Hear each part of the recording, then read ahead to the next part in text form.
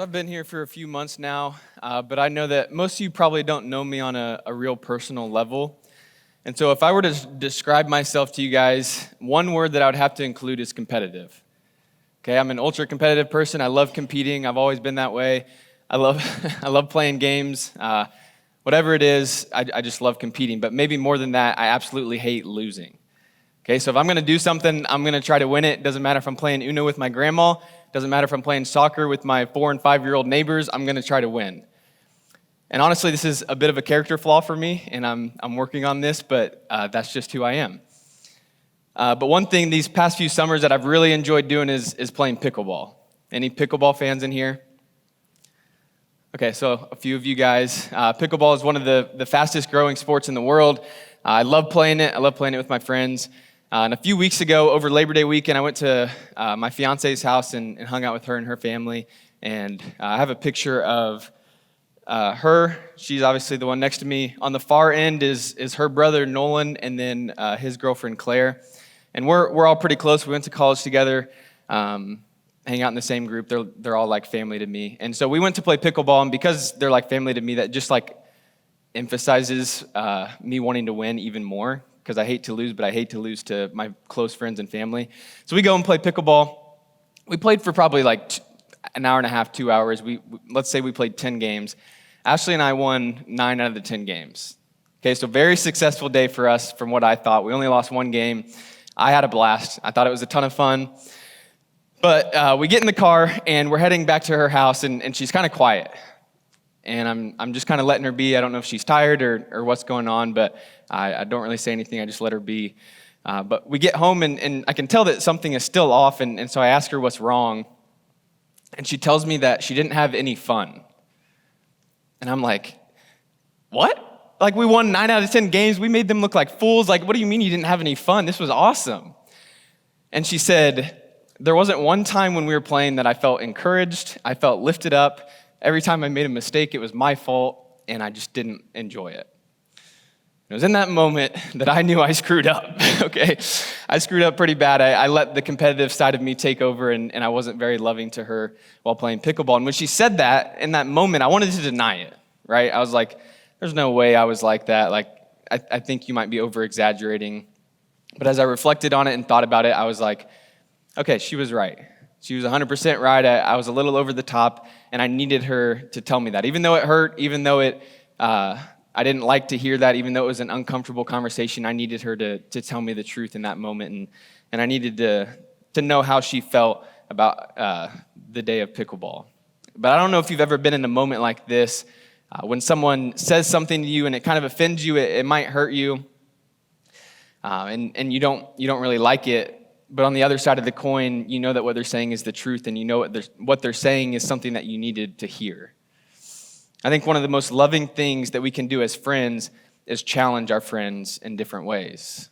I think that we live in a culture today where we're really not supposed to say anything that isn't super positive or super affirming to the people around us. It's almost looked down upon to say something that might ruffle some feathers or might be taken the wrong way. We're only supposed to affirm and applaud our friends, and we're not really supposed to always speak the truth unless it's what they want to hear. But I think as friends and in our relationships, we need to be willing to speak the truth in all circumstances, even if it's not what we want to hear.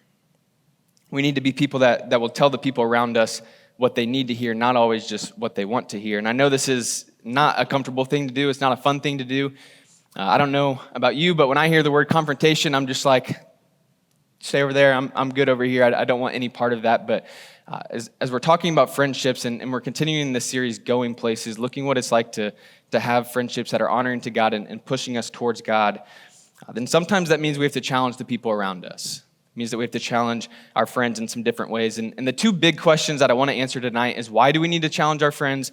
But also, what does this look like in a practical, and an appropriate way? And so our story for tonight is actually right after our story from last week. So if you were here last week and you remember, Matt talked about Jesus feeding the 5,000 people. And so our story for tonight is actually the very next verse is where we're going to pick up in Matthew 14, verse 22. So if you want to follow along in the Bible app, or it'll be up on the screen as well. It says, Immediately after this, Jesus insisted that his disciples get back in the boat and cross to the other side of the lake while he sent the people home. After sending them home, he went up to the hills by himself to pray. Night fell while he was there alone. Meanwhile, the disciples were in trouble far away from the land, for a strong wind had risen, and they were fighting heavy waves. About 3:00 in the morning, Jesus came toward them, walking on water. And when the disciples saw him walking on the water, they were terrified. In their fear, they cried out, "It's a ghost!" But Jesus spoke to them at once. "Don't be afraid," he said. "Take courage, I'm here." Then Peter called to him, "Lord, if it's really you, then tell me to come to you walking on the water." "Yes, come," Jesus said. And so Peter went over to the other side of the boat and walked on the water toward Jesus. But when he saw the strong wind and the waves, he was terrified and began to sink. "Save me, Lord," he shouted. Jesus immediately reached out and grabbed him. "You have so little faith," Jesus said. "Why did you doubt me?" And when they climbed back into the boat, the wind stopped. Then the disciples worshiped him. "You really are the Son of God," they exclaimed. So with this text, the first thing that I want us to see and talk about is that Jesus cared about the growth of the disciples. Jesus cared about the growth of the disciples. So Jesus, he finishes feeding the 5,000, and right when this happens, Jesus tells the disciples to get in the boat, go to the other side of the lake. I'll send these people home, and then I'm going to spend some time here. And as the disciples are on the boat crossing the lake, a huge storm hits them. Jesus cares about the growth of the disciples. When I read this story and I study it, that's one of the main overarching themes that I see. But how are these things connected? How does that he cares about their growth come out of this story? Well, here's the thing. I believe that the whole purpose of the storm that the disciples go into is for them to grow. I think that Jesus intentionally sent the disciples across the lake into the storm so that they would grow, because Jesus knew the storm was coming. Okay, he's God. He knew the storm was coming. He intentionally sent them into the storm. It wasn't a surprise to him. He knew it was coming, and he sent them into the storm. I don't think Jesus was sitting on the land as they were crossing the lake, and he sees the storm, and he's like, "Oh, shoot, maybe I should have checked the weather and seen if there was a storm coming or if there was good weather." No, he sent them into the storm, and now the disciples are in trouble. He knew that the storm would ultimately teach them a little bit about who they are, where their faith is, but more importantly, about who Jesus is. He cared about the growth of the disciples, and for us, we need to follow his example, and we need to care about the growth of our friends and the people around us. And what this practically looks like is where I want to spend most of the time, and that's what we see as the rest of the story unfolds. And so the second thing, and really the big thing, is that Jesus challenges Peter. Jesus challenges Peter, and I believe he does so in two different ways. And I think that we can model this in our friendships as well. The first way is that Jesus challenges Peter when he has him walk on the water. So Jesus is walking on the water towards the boat in the middle of this storm, and Peter says, "Lord, if it's really you, then tell me to come to you walking on the water." And Jesus says, "Yes, come to me." And in this moment, Jesus is giving Peter a real and practical way to put his faith into action and for him to grow. I mean, think about it. There's this massive storm. The winds are intense. The waves are crazy. The sky might be dark. There might be lots of thunder. The disciples are terrified, yet they're pro fishermen. They're used to being on the water, and they're used to storms, but they're terrified. They're in trouble. And Jesus says, "Come to me, walking on water." Why does Jesus do this? He does it to challenge Peter's faith in a real and a practical way. He challenges him to get out of the boat, to give up the safety, to give up the comfort of what he's currently in and put his faith in action, do something that's uncomfortable, do something that's hard in order to grow his faith. And for us and for our friendships, we need to be the kinds of people, we need to be the kinds of friends that are willing to push our friends to do the hard things, to do uncomfortable things, to do things that will challenge us and help us grow in our faith. Because here's the thing, we know our friends, right? The people that we love, the people that we do life with, we know them. We know what makes them go. We know what they're passionate about. We know what they're scared of. We know who they are on the inside. We know who they really are. But hopefully, if you're close enough with them, you also know who they can be. Hopefully, you know who your friends were created to be, who God has created them to be. And in that, if we know that, then I think that we play a part in helping that person get to be the person that God has created them to be. The truth is that great friends help each other grow into the best versions of themselves. This often requires us to challenge and push our friends. I think a verse of scripture that clearly lays this out is Proverbs 27:17. It says, "Iron sharpens iron, so a friend sharpens a friend. Great friendships help us grow as we are doing life with the people around us and we're challenging them, we're encouraging them, we're pushing them, we will grow. That's a natural thing that will come from that. And we can do this in a lot of different ways. I have two examples that I want to share from my life of what this has looked like. So the first was my freshman year of high school. I had a friend named Max, and we came to church, we came to engage, we went to small group, but we never really read the Bible outside of these things. One night we were at Move, and we decided that we wanted to start reading our Bible consistently. We wanted to get in the Word, and we decided to become accountability partners on that night. So for the next several years, but especially that next year, we challenged each other, we encouraged each other. We would text each other almost every night, just checking in. Hey, did you get in the Word? What are you learning? You want to do a plan together on the Bible app? We were doing this together. I think one of the coolest things that came out of this was that next year, Max ended up reading his Bible every single day for the whole entire year. And I think a huge part of that was because that we were both keeping each other accountable and doing it together. We were sharpening each other, and we both grew in massive ways because of that. Another more recent example is Ashley and I. At the beginning of this year, we wanted to do some type of a New Year's challenge, New Year's resolution. And as I was thinking about what to do, I hate New Year's resolutions, honestly. I was like, people do them for 2 weeks, maybe a month, and then it stops and they don't do anything. So I was like, what if we do 12-month-long challenges? And so we've picked 12 different challenges, and we're doing each challenge for a month. We've done physical, spiritual, mental, health things. We ran a mile a day for the whole month. We read a chapter of a book every day for the whole month. We gave up sweets, desserts, candy, which is probably the hardest, for the whole month. Gave up social media for the whole month. Right now we are memorizing a psalm each week. And so by the end of September, we'll have 4 different psalms memorized. And this is just a practical way for us to just continue to challenge each other, to encourage each other to do hard things, to do it together so that we can both grow in a lot of different areas. And both of those examples with me and Max and Ashley and I, they're simple things, but they're practical things.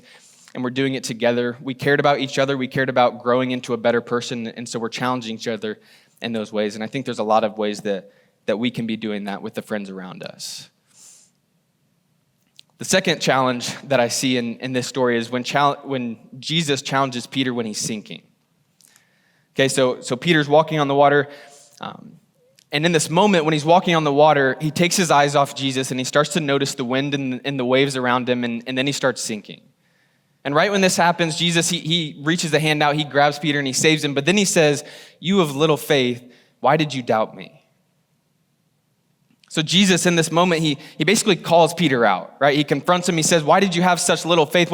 Basically he's saying, what were you doing? What were you thinking in this moment? And this is really the climax of this story. This is what it's all leading up to. And so if we want to understand what this story means, then we have to understand what Jesus meant when he said, "You of little faith." Because I don't think that Jesus was saying that, or calling Peter out because of the size of his faith.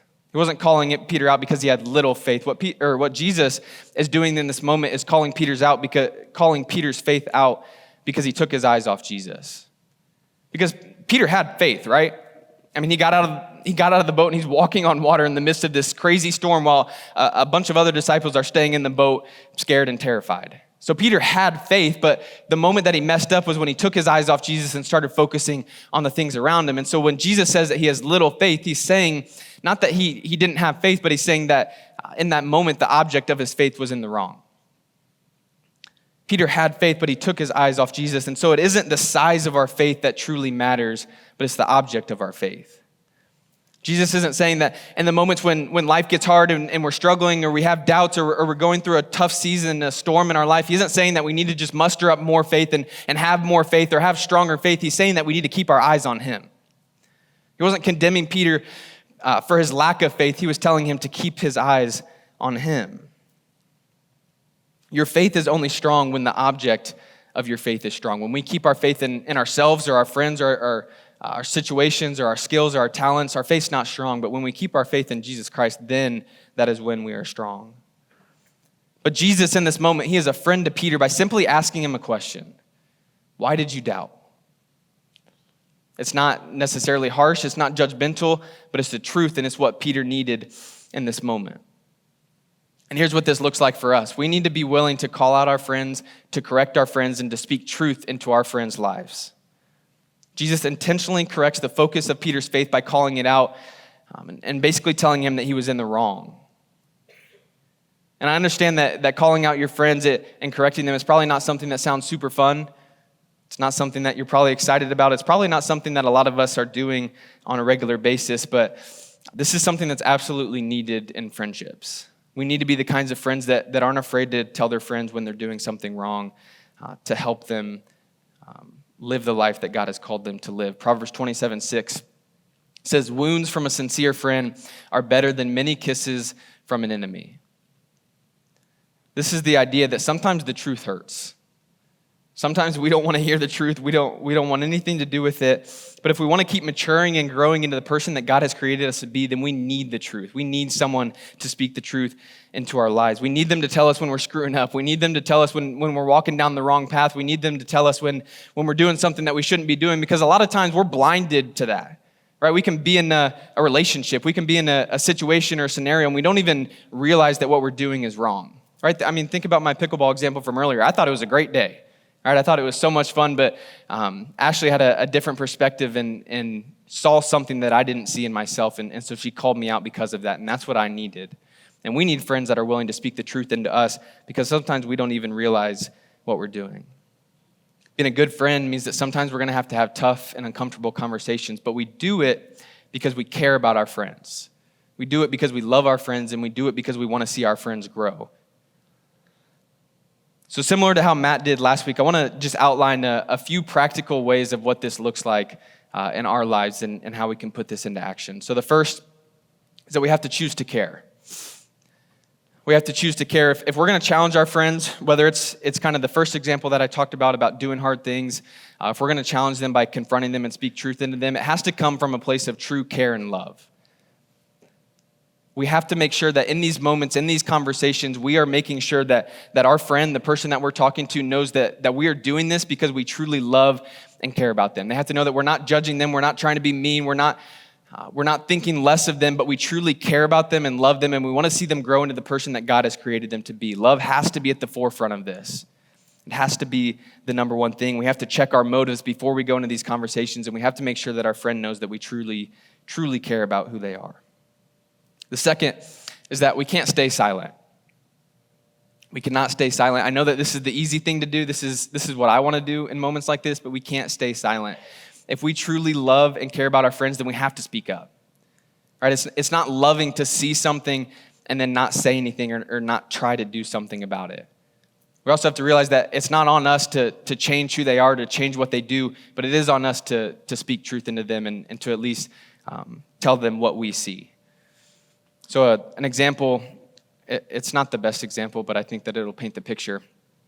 Imagine you're playing with a little kid. Okay, you're at a park, you're on your driveway in the neighborhood, whatever. So you guys are playing soccer, and the ball starts rolling in the road. What do you think that little kid is going to do in that moment? They're going to take off and go try to get that soccer ball, right? But you, on the outside, you can see that there's a car coming from both ways. So now you see this little kid chasing after this ball with two cars coming from both sides. So now what do? You might scream and yell. You might run after them. You might pick them up. You're doing something to help that little kid because you can see what they're about to walk into. Not saying anything, not doing something in that scenario would be unthinkable, right? Well, the same is true in our friendships. When we see that our friend is doing something that could hurt them, when we see that they're walking into something that's not good for them, we have to do something about it if we truly care about our friends. It's hard. It's a lot easier to stay silent. It's a lot easier to not say anything and let them do their thing. But if we truly love our friends, then we will say something, and we won't let them continue to go down the path that they're going. Here's the third thing. We have to make sure that we talk with and not about.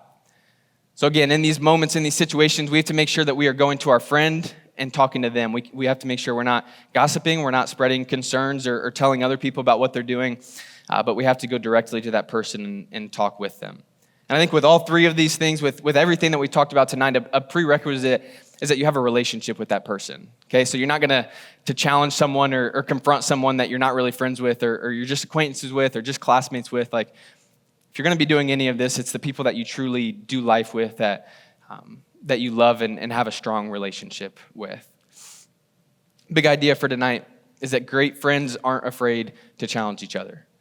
If we want to be great friends, if we want to have great friends, then we need to get to the point where we can push our friends, we can challenge our friends, and we can help our friends grow. Jesus challenged Peter because he cared about him. He saw the person that Peter could be, and so he challenges him in this moment, and this is something that we all can do, but it's going to take courage and it's going to take intentionality. So my challenge for you guys is just to take the next practical step. I don't know what that is for you guys and where your friendships and relationships are. Maybe you and a friend do something hard together. It can be spiritual, physical, whatever it is, but you decide to just challenge yourselves. Maybe you guys start reading a plan together, or you start praying every day before school together, or you just keep each other accountable in some way. Or maybe there's someone in your life that you need to speak truth and you need to speak life into. I don't know what it is for you guys, but my challenge is just to take that next practical step, because the thing is, you don't know what God might do with that. When we're obedient to what God is leading us to do, you never know how he might use that.